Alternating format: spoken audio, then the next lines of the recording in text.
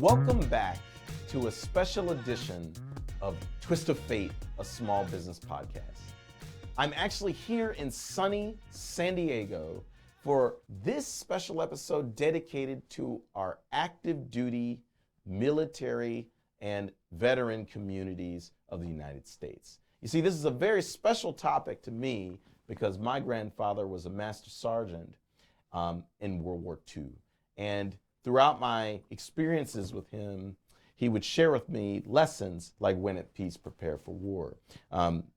Some of a fond memory of my father and I going out fishing with him, he would always make me string our reels the night before we go out there because he never wanted to waste any time when you can actually go out there. And being a multi-generational results of our military servicemen, this is a very special topic for me. As a business owner at 3 Steps Forward, I have reached out to the San Diego Gulls, and we just finished a whole year of an official partnership where we honor military veteran heroes of the game.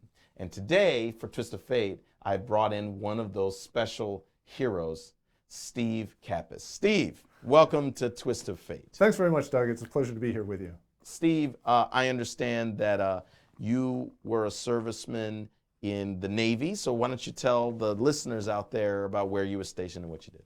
Sure.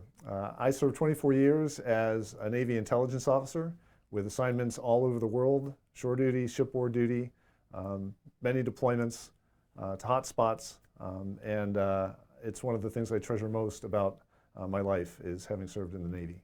Yeah, the travel is something I have an appreciation for. Through my corporate career, I was able to do 40 countries and 1,000,000 miles, and it's always special to meet people out there, and then you remember them forever. Do you have a favorite place that you were deployed that maybe you and your family experienced? For a time, I was stationed in Europe, and so my wife and I had opportunities to travel, and we enjoyed that very much. So Europe is a favorite destination, but I think the most unique destination was having made a port call in Tasmania. Oh, wow. And it was the first time a United States ship had done that in 25 years. So it was a big deal, and so there was quite a reception, and it's a beautiful place. Really enjoyed it.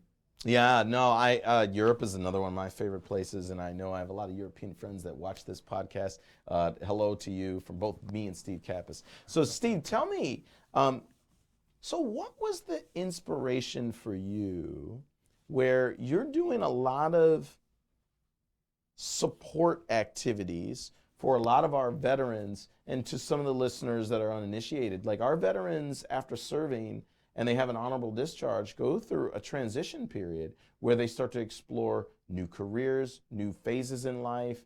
And I think that there are a lot of assistive organizations that help facilitate this process, Steve being one of them. So taking tennis and applying it to veterans, tell me more about your organization that's putting these two things together in a special way.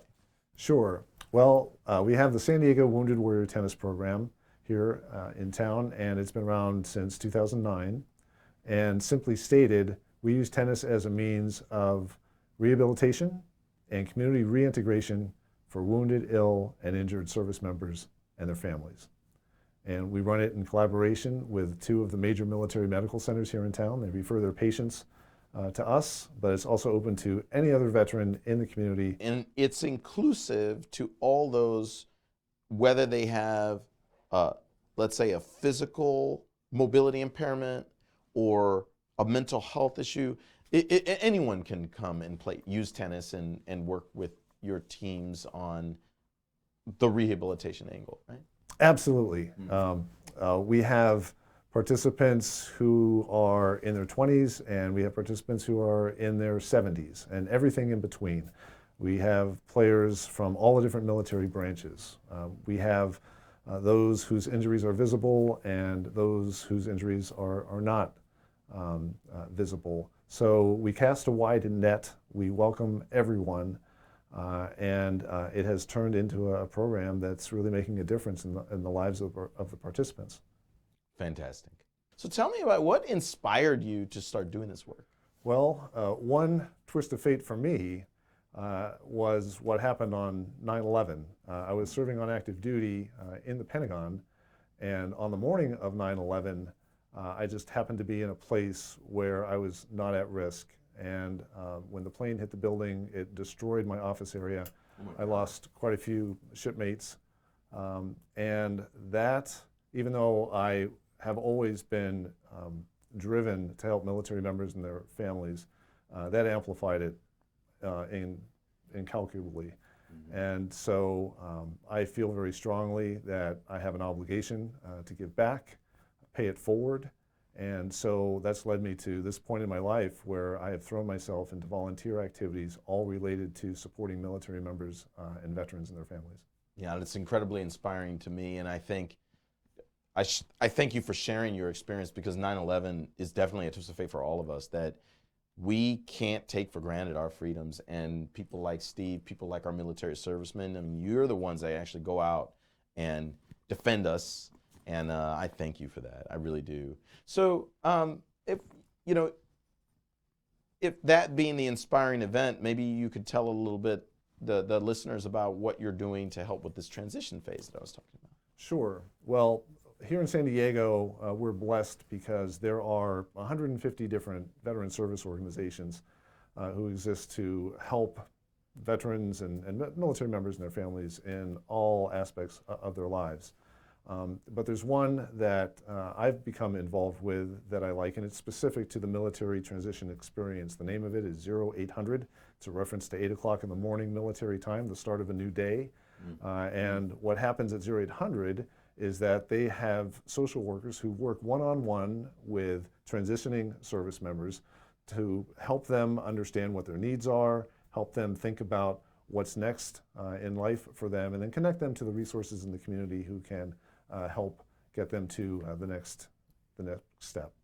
Great organization, even better name, 0800, right? Like, listen, if you're a listener out there, you should not just be getting out of the bed at 0800, right? Like, that's a lesson right away that Steve's even giving us now. Yeah. Well, I would just say that most folks in the military actually start their workday well before. Before that, right? Oh, yes, but that's when the flag is raised on the bases around the world and is the formal start of the new day, yes.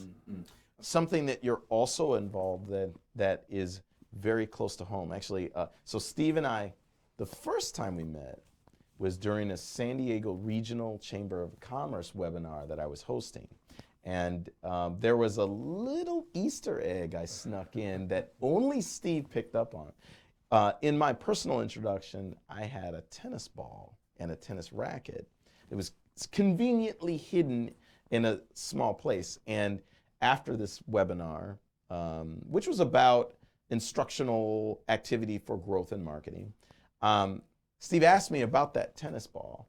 And what many of you out there don't know, that my father was a really strong NCAA tennis player. And he started me playing tennis at 3, men's division at 12. And tennis helped define my discipline, my focus on physical prowess, but mental prowess. But you're actually using tennis in a very innovative way, using tennis to assist in a lot of our veterans communities through this transition that they go into their life. So why don't you tell my listeners more about how the intersection of tennis and veterans works out? Well,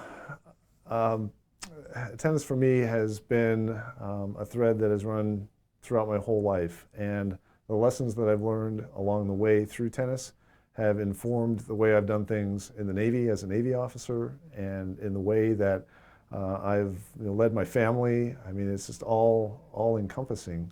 And I was so inspired as a young person by 2 players in particular, and one was Arthur Ashe, and the other was Bjorn Borg.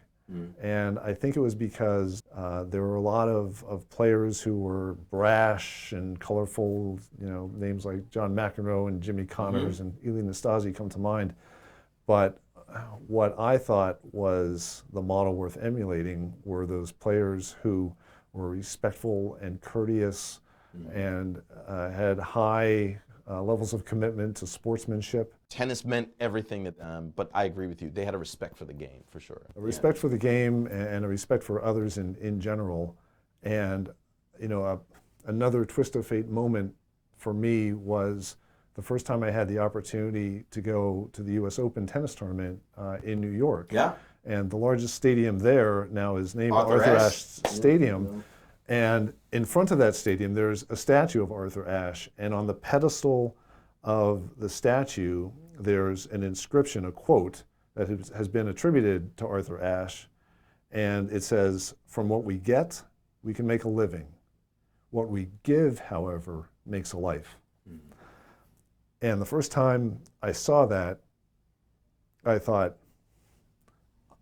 this is who I am. Mm-hmm. This is what I've turned into, and it's all because of tennis. It's led me to this place in my life where I have this overwhelming compulsion to want to give back to others. And as we've talked, in this interview, the opportunity to blend tennis with my passion for military members and their families is a perfect example of Arthur Ashe's words.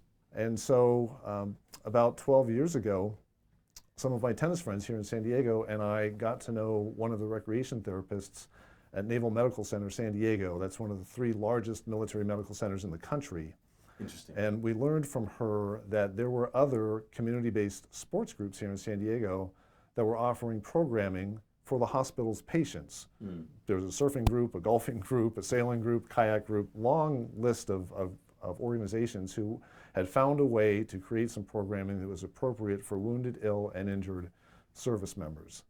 And the recreation therapist was a recreational tennis player herself, and she came to us and said, "Hey guys, one of the things we're missing from our menu of activities for our patients is tennis. Would you consider putting some kind of program together so my patients could come over and hit some tennis balls and benefit in whatever way results?"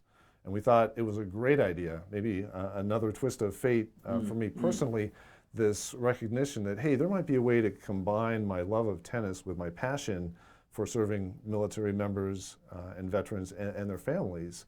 And so we started the San Diego Wounded Warrior Tennis Program. And this recreation therapist started bringing just a small handful of her patients to the Balboa Tennis Club. It's the largest public tennis facility in San Diego, conveniently located just about a mile from the medical center.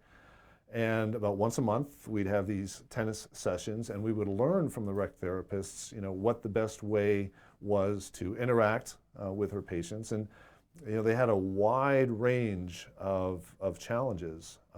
Injuries, some of which were visible, others were not. Some had orthopedic impairments, so their movements were difficult for them. Some had spinal cord injuries, so they were using wheelchairs. So it took a while for those of us on the tennis side to understand the patient population, if you will, and know what kind of tennis activities would be appropriate for them.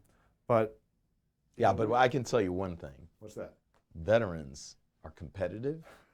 Military servicemen are competitive. I mean, I'm talking, despite any mobility impairment, they will find a way. Well, that reminds me of a situation that happened one time. I don't know if the listeners realize that tennis has grown in its creativity, and so now there are many different types of tennis balls of different compression and sizes and materials that bounce in very different ways. So it can make it very easy, even for someone who's very new to the sport, to have success right from the beginning. So we thought, hey, well, maybe some of these new balls would be helpful to some of these people who've never swung a tennis racket before. But now I can tell you one thing. They didn't want to have anything to do with that. They just no. I already knew it. I already knew it. That's where I was going. That's where I was going, because I can tell you, my father.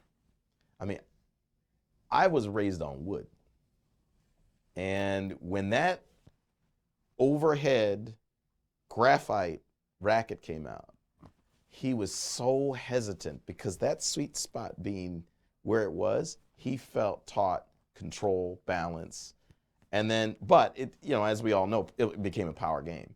I can only imagine that those veterans that you work with are not hearing about other ball bounces and all these things, right? Like I think it's interesting. You already went there. Yeah. I remember one participant said, "I don't care if I have to swing at the ball and miss it 100 times. I'm going to stay here until I get it, and I want the real thing." I love that warrior spirit. I mean, it's just, Yeah, and we learned a lot of lessons along the way, to the point where the recreation therapist suggested to us, hey, in addition to doing these local clinics, which had progressed to become a weekly event, why don't you think about holding a multi-day event, a tennis camp of sorts, for wounded warriors from outside the area? See if you can figure out a way to pull that together. And that was the beginning of annual national wounded warrior tennis camps that we've hosted here in San Diego 8 times, all the way up until the pandemic put the brakes on it. But it's something that we hope to get back to. Wow. Okay, so tell us more about that. I mean, there's head-to-head competition. Well, it has to be. Yeah, there are competitive elements throughout the course of the week that we run these tennis camps. All the information about these things that we do are obviously on our website. The address is SD for San Diego, woundedwarriortennis.org. But that's probably been one of the most gratifying experiences for all of us on the tennis side of this, the providers and all of the volunteers that we bring in to support these events. We've typically brought in between 50 and 60 wounded warriors from all over the country, all expenses paid. We put them up in a local hotel. They have 5 days of tennis activities, social events. In sunny San Diego. Yep, social events in the evening. I think the social event can't be underestimated, right? Like, for a lot of these servicemen, they'll have a lot in common, not just with tennis, but their veteran experience, their military experience, their branch that they were deployed at, right? I mean, yeah, you've hit on a really key aspect of our program. The recreation therapist we were talking about earlier said to us right from the very beginning, yeah, the tennis is great, but what's really important is to have some element that helps with community reintegration. So she suggested, hey, after you have these weekly clinics, see if there's a way you can offer lunch. It gives everybody an opportunity to sit down and get to know each other on a personal level. And so we started doing that, and we've done it ever since. That's great. 12 years of almost weekly lunches prepared by volunteers, sometimes in their homes, sometimes we get the supplies from various vendors. But it's been remarkable, because this whole program has never been about trying to make any of these participants great tennis players. It's been about trying to create an environment that's safe and welcoming and inclusive, where people can come together and create bonds and friendships over their shared military service, or in some cases, the nature of their injuries. And the feedback that we've gotten from the participants in our weekly clinics and when we've had these major national camps has been astounding. I'm sure. In terms of the feedback that we get. I mean, a lot of people, a lot of veterans, when they complete their service, they might move back to their hometowns or move to areas where there may not be a whole lot of other military affiliated people or support systems, and they might end up leading lives of isolation, or for those who are struggling with physical, mental, or emotional challenges, that there's the same risk of that. But when you have an opportunity to kind of bring them out of that environment, show them that there are people outside the military community who care about their well-being, and they get to know that they're not alone in some of the things in their lives that might be struggling with. I mean, it's a win-win-win situation for everybody involved. I think so. In fact, listening to you, I'm inspired. Maybe I have to go out there and thump that ball a little bit, But no, I think it cannot be underestimated, all the work you're doing there. And I think also the networking part, getting back to the small business community aspect of my listeners out there, I think veteran-owned business and the entrepreneurism that some of our military veterans do is not as understood by the general public. I mean, I know that you're involved with you have a passion for nonprofits, and you're in programs there. Maybe you want to talk a little bit about what you're doing on that front. You're exploring some programs in nonprofit entrepreneurism, right? Correct? Sure. Yes, I'm currently enrolled in a master's degree program at the University of San Diego. It's good school. Good school. Nonprofit leadership and management, and I'm using my GI Bill to help get through that. And it's kind of filling in. And that's like a life benefit, right? You can do that. You can go back to school and get support for that after you're honorably discharged. Yeah, these days the GI Bill is a forever GI Bill. It doesn't expire. That's awesome. For those of my period of service, there are expiration dates involved, so it really just kind of depends on in what capacity you served and what time frame you served. But it's a great benefit, and so I'm using this degree program to kind of fill in the gaps in my knowledge of how to run nonprofit organizations that I haven't already picked up on through my on-the-job training.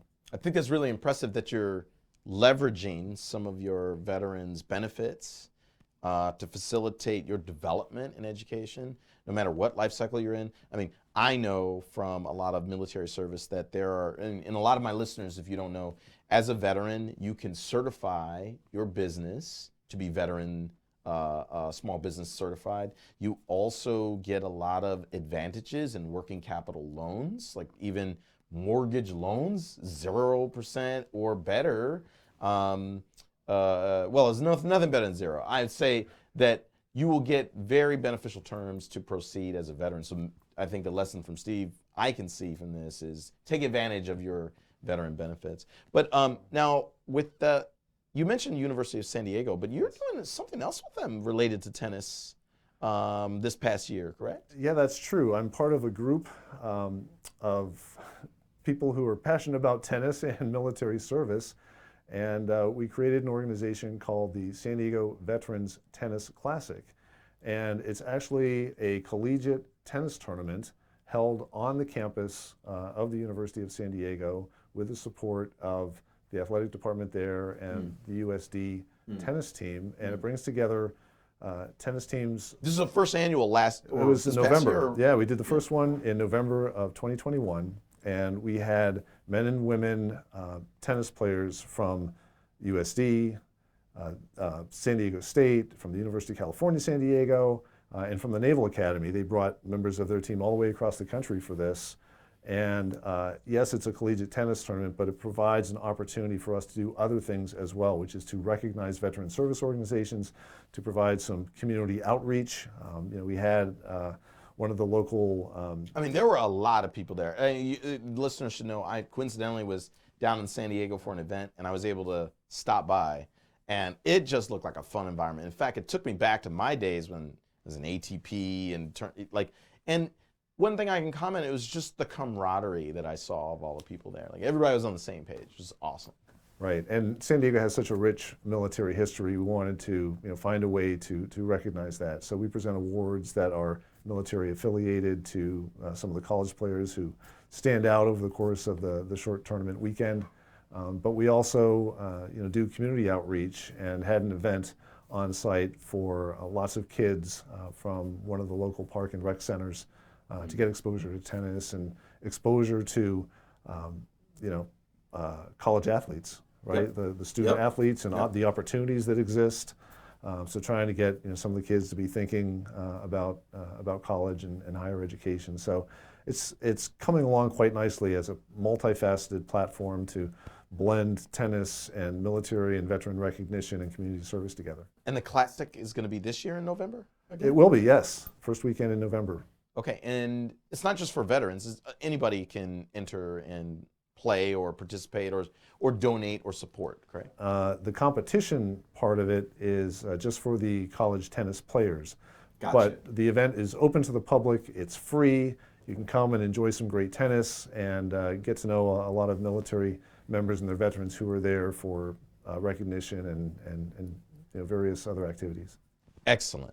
I started this episode talking a little bit about you being the military veteran of the game for the Gulls. So we're talking about tennis. Now we're going to talk about hockey. So you're a hockey fan, right? I am a hockey fan, yes. Now, where did that come from? Did you used to play hockey, or? I played street hockey, and I grew up in one of the wooded suburbs of Pittsburgh, Pennsylvania. Okay, yeah. I'm a Clevelander. Not far from there. Right.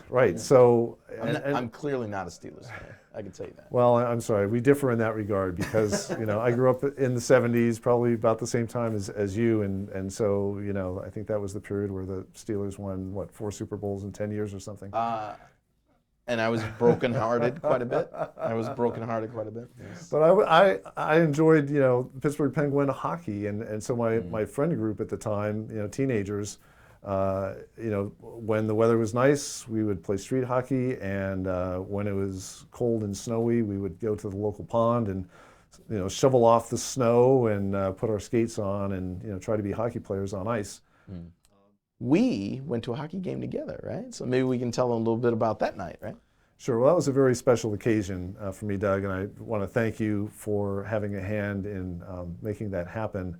We were at the San Diego Gulls hockey game, and I was recognized as the hero of the game, military hero of the game. They stopped the game for you, right? Like they shut it down. They did. It was during a pause in the third period, and it was great. They showed some photos from my military service up on the big jumbotron. And There's a good-looking guy up there. Like you're touring the world. Like wow, I'm sure the Europeans like you too.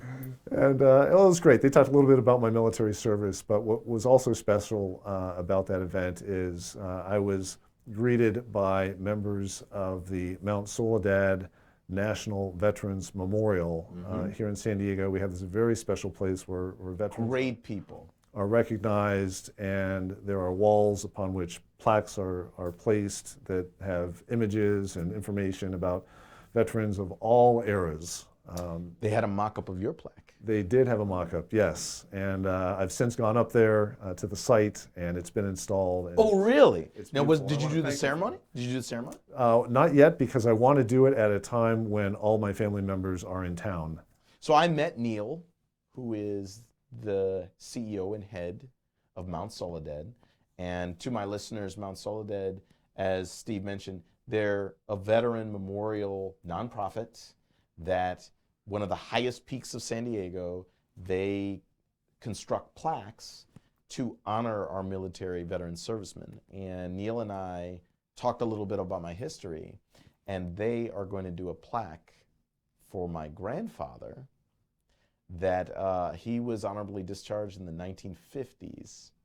And this summer I will be going up there to honor him.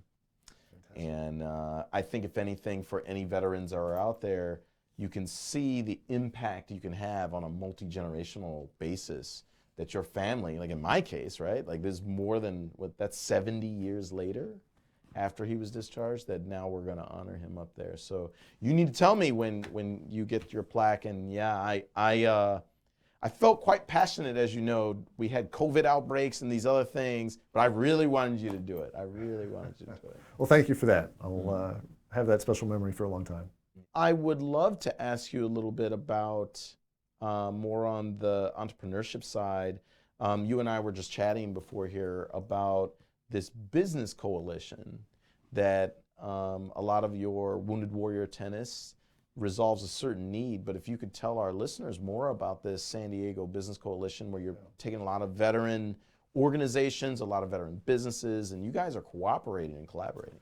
Absolutely. The name of the organization is the San Diego Veterans Coalition.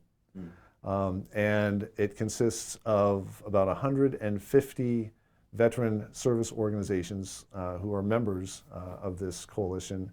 And there are action groups that work together on all sorts of veteran support issues.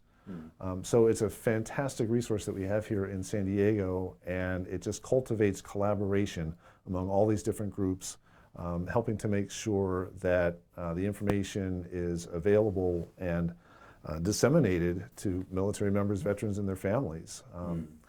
And there's nothing like it that I know of anywhere else in the country, although we're trying to influence change in that regard and trying to use what we've been able to set up here as a model for others to replicate.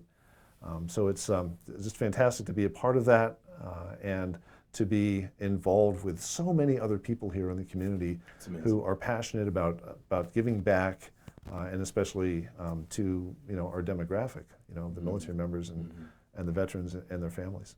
That's fantastic.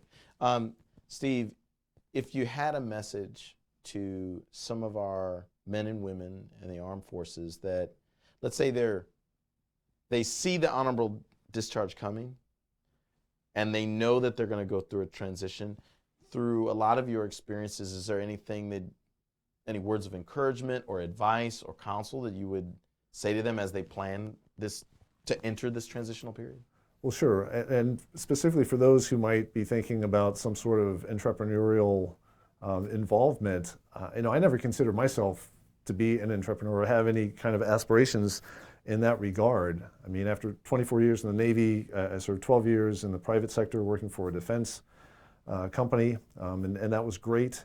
And it wasn't really until I kind of reflected back on all the stuff my tennis colleagues and I had done with this Wounded Warrior tennis program and realized, hey, I didn't really set out to be an entrepreneur, but I think I might actually qualify, because a lot of the things that we did was very much in the entrepreneurial spirit in terms of innovative, new, solving a problem in a unique way, making the world a better place. Absolutely, all that.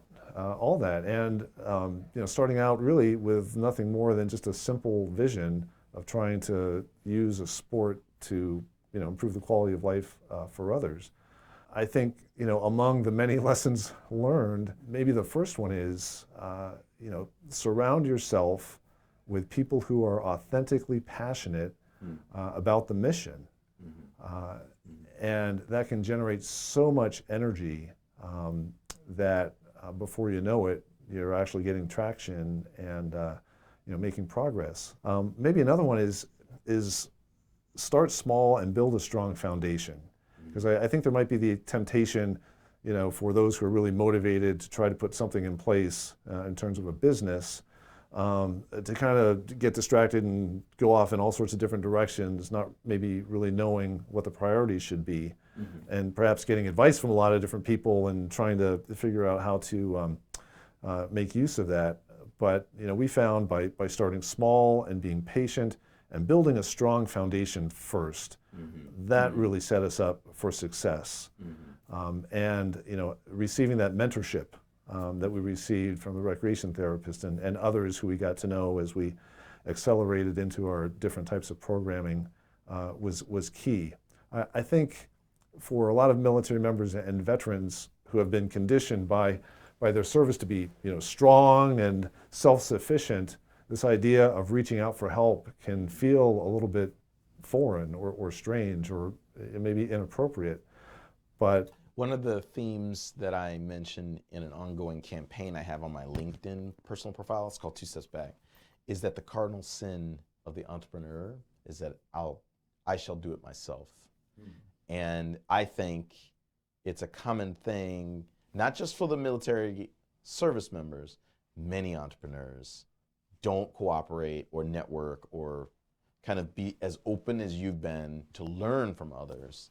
So I think that's a pretty wise piece of advice. Sure, and that's what's kept it exciting for me, because if you're willing to reach out and engage, what you discover about what other people are doing and how to acquire resources and partnership opportunities and collaboration opportunities, it's very dynamic. It's energizing, at least to me, and so that aspect of this Wounded Warrior tennis program has really helped motivate me and kept my creative juices flowing, because you might hear of another organization or a specific person and say, hey, I wonder if there would be some synergy that could exist between us and them, and you start exploring it, and one thing leads to another.